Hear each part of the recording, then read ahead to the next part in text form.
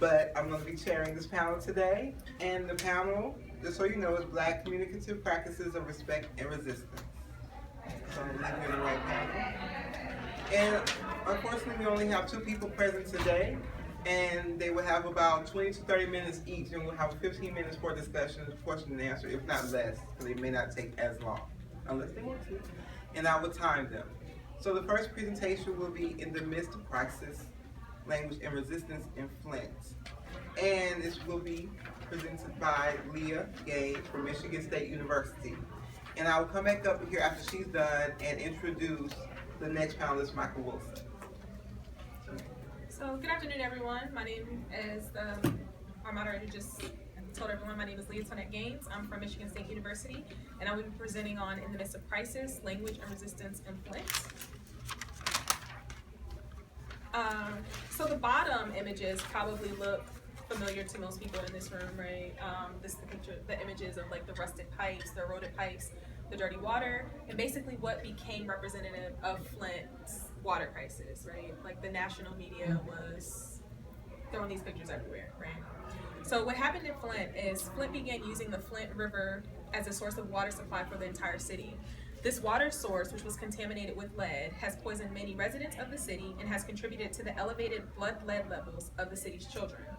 Now, the top images might not look as familiar to people because these images have not been making national media, right? So these are images inside of Baltimore City schools. So above the water in Baltimore City, you'll see signs that say, hand washing only, do not drink water.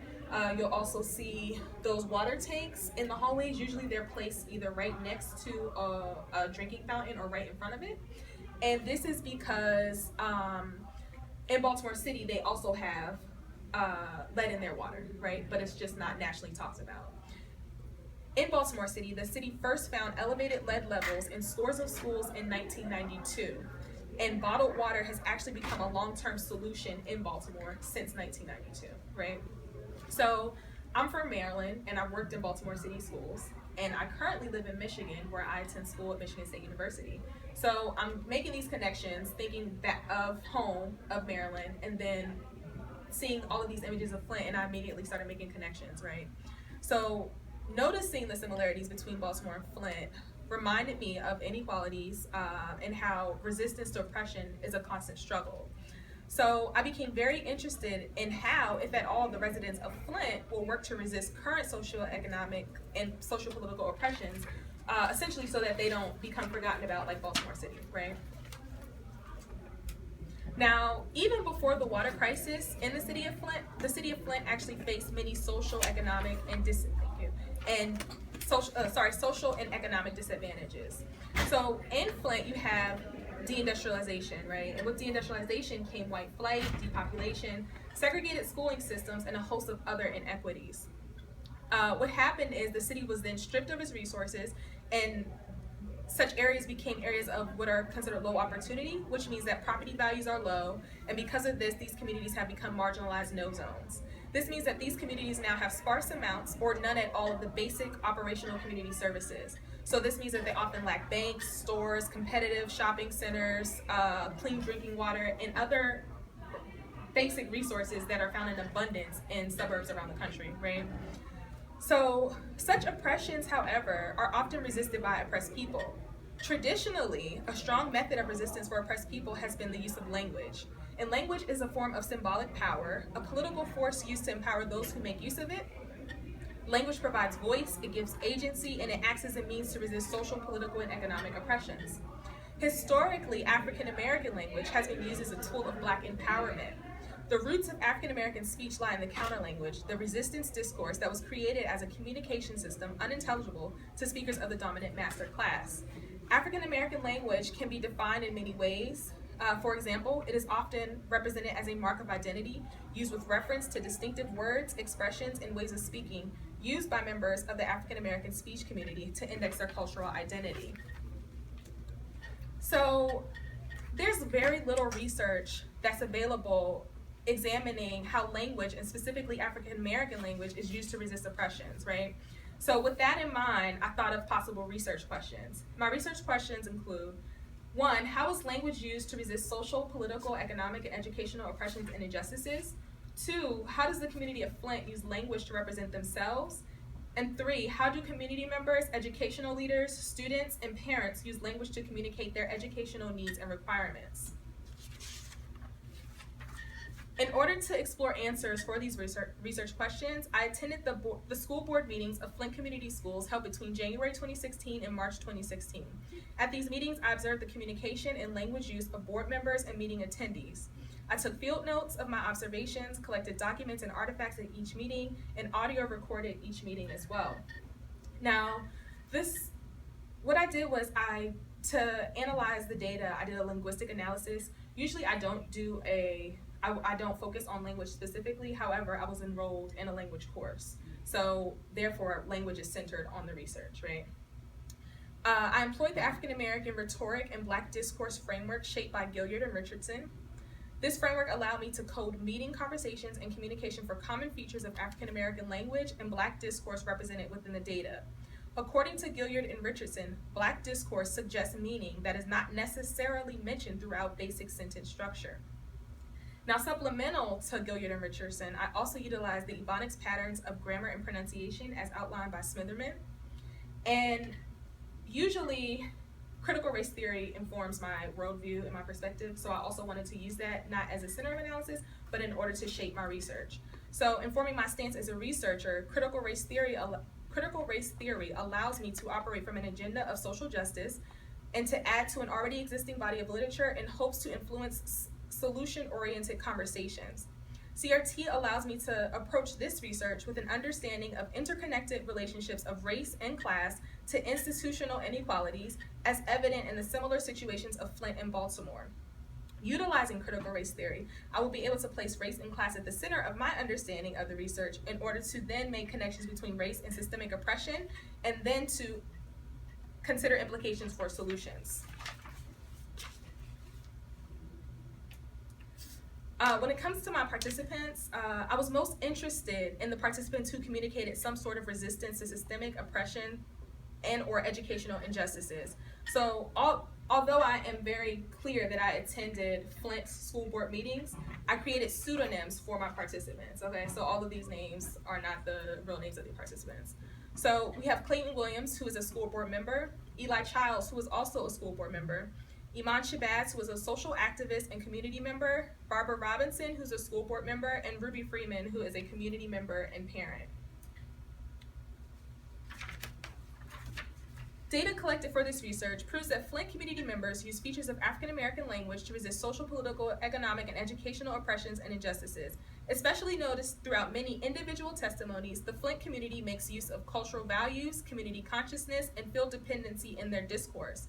According to Gilliard and Richardson, cultural values and community consciousness are expressions of concern for the development of African Americans and concern for welfare of entire community, not just individuals.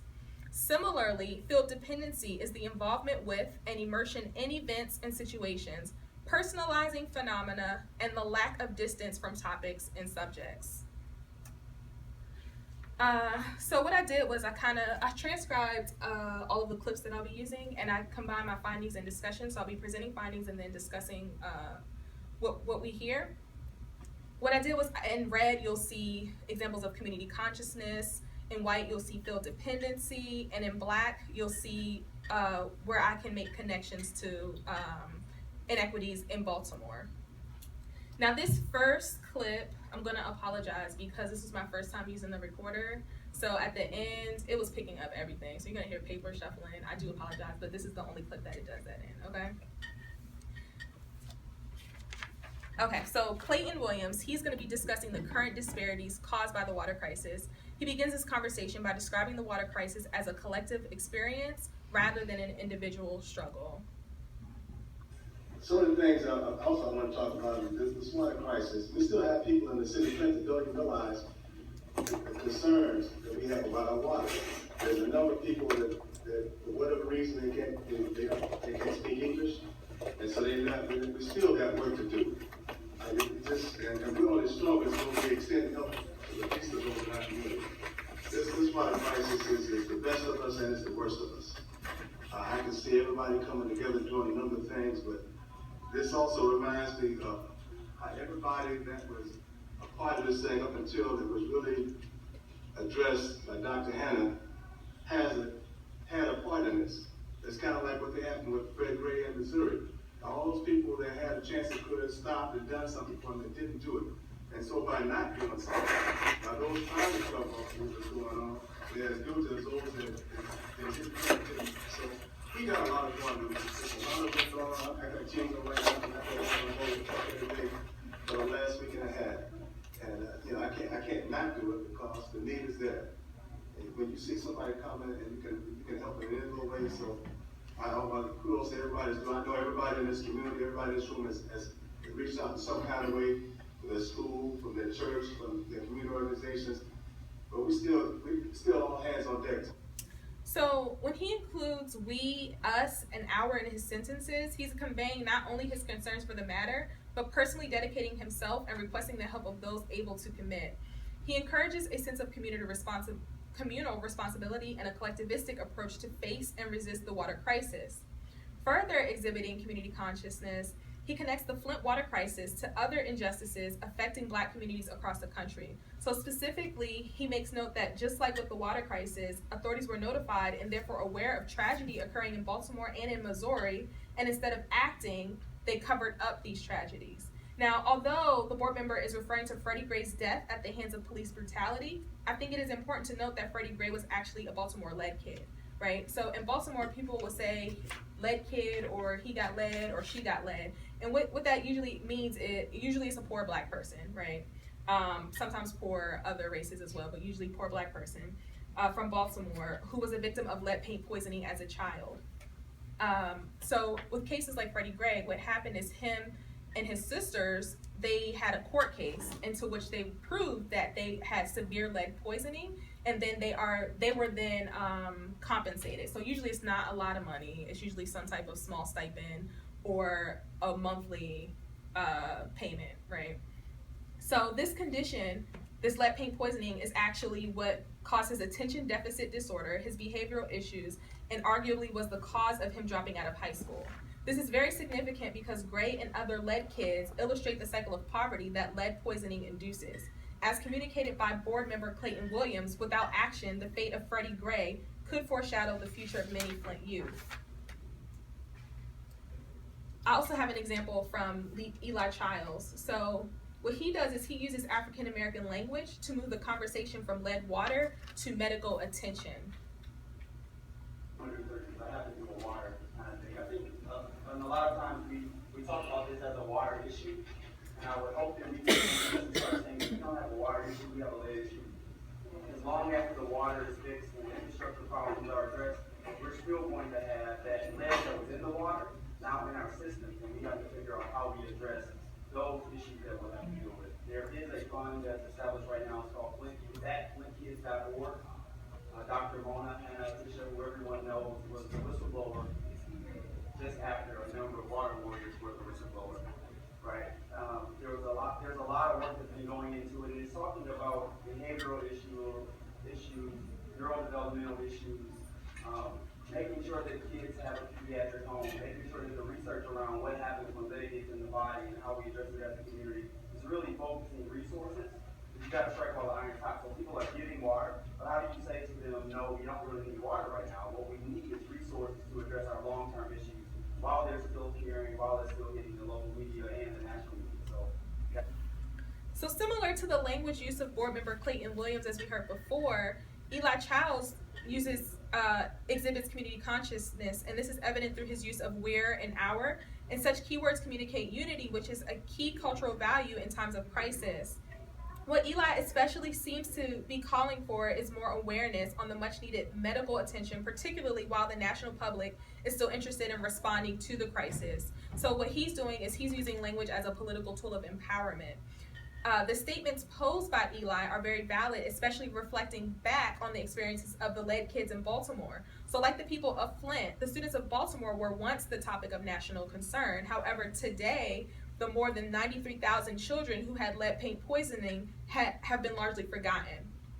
Yet they continue to experience the irreversible negative effects that no one seems to talk about anymore. Not to mention, the lead in Baltimore's water pipes still exists, and like Flint, Baltimore schools are still relying on the sustenance of bottled water. So when Mr. Childs says what we really need is resources, he's actively exhibiting critical community consciousness and valuing the long-term needs of the Flint community. The last example that I have is of Iman Shabazz, and what she does is she uses language to immerse herself into community affairs by discussing her advocacy on behalf of the city of Flint. Oops, I'm sorry. To go to public school, but anyway, my concern is basically, of course, the water, as we always keep talking. I have been currently working with the water warriors. We have been protesting and doing all of this stuff in Lansing. And I know that they're delivering water to home, but I'm concerned about the water getting into the public schools. Are they delivering to the schools? Are they getting water? Are they on an ongoing course? Because I do know some of the filters that they did give to some of the schools at first were not removing the lead. The British were not. And some of the British that they have do not remove adequate enough amount of lead from the water. So I'm not sure if you all were aware of that. One of the concerns that came up in the city council meeting was Freeman School and the high levels of lead that's over there. And that the covers were removed off of some of the fountains, and that some of the children were still drinking water.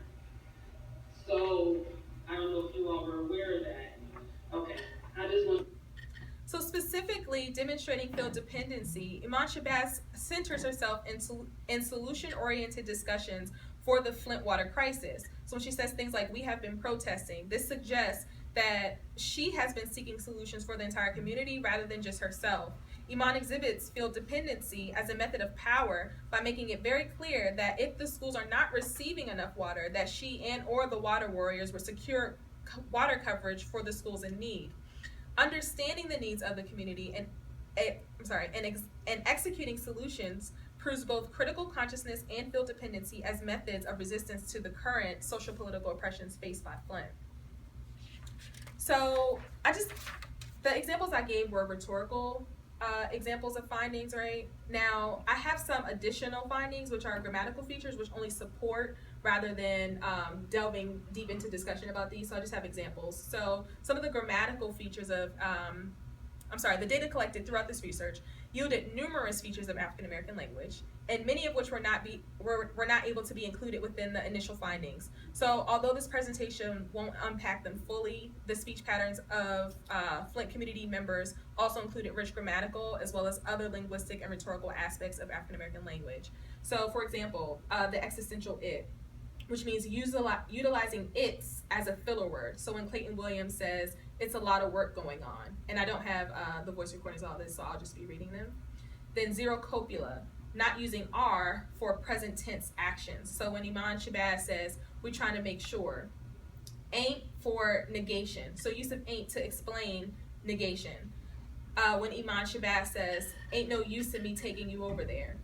Final L not realized, which is not pronouncing the L in the word ending with L. So when Barbara Robinson says, when you watch the 11 o'clock news, listen to this fool say that. Initial TH realized as D, so pronouncing as D. So Ruby Freeman says, while they were at the school.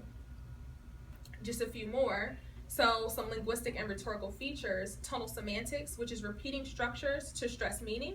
So when Ruby Freeman says, I have some questions regarding accountability, I would like to bring that to the front. Do you know what's happening to our children while they're at school? Do you know what's happening to our children while they're at school? Direct address, which is speaking directly to the audience.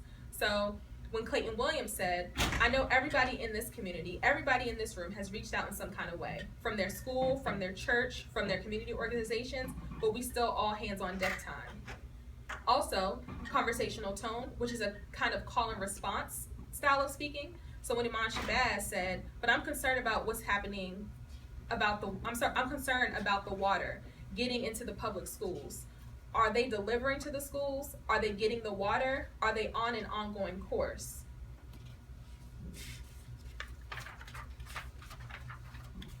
Okay, so I thought these images were important to include in the conclusion So the picture on the left is, this was a flyer that I saw popping up many places. So basically they're saying that they're trying to encourage the people of Flint to not be afraid of the water, even though we know that the water is dangerous, right? So they're saying, oh, it's still okay to take baths, and they have these babies sitting in the water looking happy, you know, this is what they're promoting to people, right? And now the images on the right I thought were important as well. These are images of Baltimore City today, right? Baltimore City schools. So on the fountain you see, do not drink the water from the fountain. And then you see the water tube sitting right in front of the fountain, covering up the fountain that they're not supposed to drink from. And then of course the bottled water is being transported into the schools, right? So in response to systemic oppressions currently experienced by the residents and students of Flint, members of the Flint community use their power of language to resist injustices. This is evident in their uses of cultural values, community consciousness, field dependency, and various other examples of African American language. Such language allows the community to advocate for justice, represent themselves, and express community concerns. These aspects of African American language, operating as symbolic and political tools, empower the people of Flint to connect local injustices to larger systemic inequalities, campaign for medical attention, and advocate for both short-term and long-term solutions for the entire community. Understanding tragedy is complex and multidimensional. The Flint water crisis is just a surface problem. Buried underneath, however, is a host of additional issues. To address some of these problems faced by disadvantaged communities, future studies could research issues besides the water crisis and lead poisoning, connecting some of the multiple disparities faced by Flint or similarly disadvantaged cities could allow us to begin to create conversations around solutions and or methods of prevention for similar situations. Thank you all. Thank you, Leah. We appreciate that. And the next presentation, we'll like for you to hold the questions first of all, but the next presentation will be the biggest middle finger in the most beautiful way. I like that. Language, representation, and resistance in the interpretations